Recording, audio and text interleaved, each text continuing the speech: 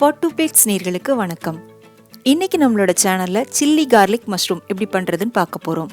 அதுவும் ரெஸ்டாரண்ட் ஸ்டைல்ல ரொம்ப ஈஸியா வீட்ல எப்படி பண்றது அப்படின்னு பார்க்க போறோம். இது செய்ய என்னென்ன பொருள் தேவைன்னு கீழே டிஸ்கிரிப்ஷன்ல கொடுத்துருக்கேன்.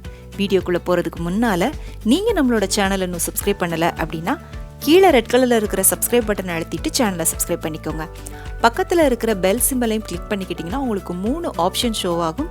அதில் ஆல் அப்படிங்கிற ஆப்ஷனை கிளிக் பண்ணிக்கிட்டிங்கன்னா நான் போடுற புது வீடியோட நோட்டிஃபிகேஷன் உங்களுக்கு உடனுக்குடனே கிடைக்கும். வாங்க இப்போ ரெசிபி எப்படி பண்ணுறதுன்னு பார்க்கலாம். இந்த ரெசிபி பண்ணுறதுக்கு காஞ்ச மிளகா, பூண்டு இதெல்லாம் சேர்த்து முதல்ல ஒரு மசாலா ரெடி பண்ணணும். இந்த ரெசிபிக்கு முக்கியமான மசாலாவே அதுதான். அது எப்படி பண்ணுறது அப்படின்னு பார்க்கலாம்.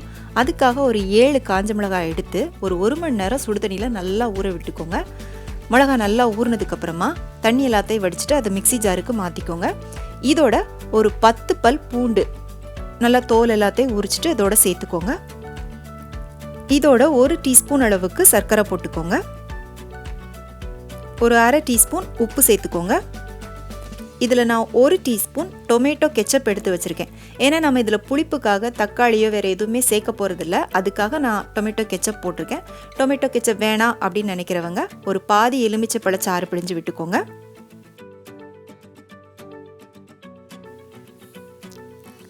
கடைசியாக இதோட 1 டேபிள் ஸ்பூன் அளவுக்கு எண்ணெய் சேர்த்துட்டு இதை நல்லா மையாக அரைச்சி எடுத்துக்கோங்க. அரைக்கும்போது தண்ணி தேவைப்பட்டுச்சுன்னா சும்மா ஒரு 2 டீஸ்பூன் மட்டும் விட்டுக்கோங்க, அதிகமாக சேர்க்காதீங்க. இப்போ அரைச்சி எடுத்தாச்சு பாருங்கள். இந்த மாதிரி கன்சிஸ்டன்சியில் அரைச்சிக்கோங்க.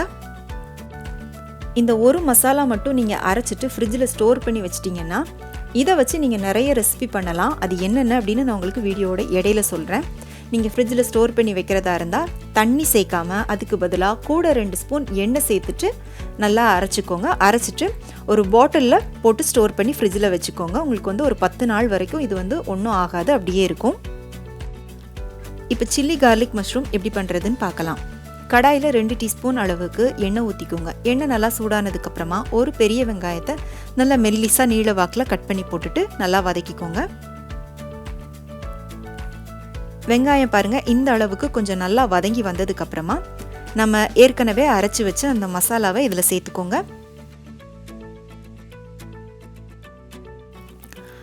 மசாலா போட்டுட்டு அடுப்பை நல்லா ஹை ஃப்ளேமில் வச்சுட்டு ஒரு 2 நிமிஷம் நல்லா இதை வதக்கி விட்டுக்கோங்க. நீங்கள் வதக்க மசாலாவோட பச்சை வாசனை போயிட்டு கொஞ்சம் மசாலா வதங்கி அதிலிருந்து எண்ணெய் பிரிஞ்சு வரும் பாருங்கள். இப்போ மசாலா நல்லா வதங்கிட்டு அதிலேருந்து எண்ணெய் பிரிஞ்சு வந்திருக்கு. இந்த நேரத்தில் நீங்கள் எடுத்து வச்சுருக்கிற மஷ்ரூமை இதில் போட்டுக்கோங்க. நான் இன்றைக்கி 1/2 கிலோ அளவுக்கு மஷ்ரூம் எடுத்திருக்கேன். நான் பட்டன் மஷ்ரூம் எடுத்திருக்கேன். மஷ்ரூம் எல்லாமே கொஞ்சம் சின்ன சின்ன சைஸில் இருக்கிறதுனால நான் அப்படியே முழுசாக போட்டிருக்கேன். நீங்கள் சின்ன சின்னதாக கட் பண்ணிவிட்டு கூட நீங்கள் போட்டுக்கலாம். மஷ்ரூம் போட்டுட்டு திரும்பவும் நல்லா வதக்கி விட்டுக்கோங்க. இதோட நீங்கள் தண்ணி சேர்க்க வேண்டிய தேவையில்லை. ஏன்னா மஷ்ரூம்லேருந்து கொஞ்சம் தண்ணி விட்டுட்டு வரும். அதுவே மஷ்ரூம் வேகிறதுக்கு போதும். இப்போ பாருங்கள் கொஞ்சம் தண்ணி விட்டுட்டு வந்திருக்கு. இந்த நேரத்தில் உப்பு செக் பண்ணி பார்த்துட்டு தேவைன்னா போட்டுக்கோங்க. போட்டுட்டு ஒரு மூடி போட்டு ஒரு 5 நிமிஷத்துக்கு இதை நல்லா வேக விட்டுக்கோங்க. இப்போ நான் 5 நிமிஷம் வேக விட்டுட்டு மூடியை திறந்துருக்கேன். இப்போ பாருங்கள் மஷ்ரூம்லாம் நல்லா வெந்து கொஞ்சம் செமி கிரேவியாக இருக்குது. நீங்கள் இப்படியே சர்வ் பண்ணுறதா இருந்தாலும் பண்ணலாம். நான் இன்றைக்கி கூட ஒரு 2 நிமிஷம் வதக்கிட்டு இது இன்னும் கொஞ்சம் கூட ட்ரை ஆக்கிக்க போகிறேன். இப்போ நீங்கள் வேலைக்கு போகிறீங்க இல்லை பேச்சுலராக இருக்கீங்க அப்படின்னா இந்த ஒரு மசாலா மட்டும் அரைச்சி நீங்கள் ஃப்ரிட்ஜில் ஸ்டோர் பண்ணி வச்சிட்டிங்கன்னா இந்த ரெசிபியை யூஸ் பண்ணிவிட்டு மஷ்ரூம்க்கு பதிலாக அதோட முட்டை போட்டு பண்ணலாம், சிக்கன் போட்டு பண்ணலாம். இல்லை நீங்கள் வெஜிடேரியன் அப்படின்னா குட்டி குட்டி பேபி பொட்டேட்டோ போட்டு பண்ணலாம். இல்லை மிக்ஸ்டு வெஜிடபிளாக போட்டு ஸ்டியர் ஃப்ரை மாதிரி பண்ணலாம். இந்த ரெசிபி கொஞ்சம் மைல்டான டேஸ்ட்டில் இருக்கிற வெரைட்டி ரைஸோடு சேர்த்து சாப்பிட்டிங்கன்னா நல்லாயிருக்கும்.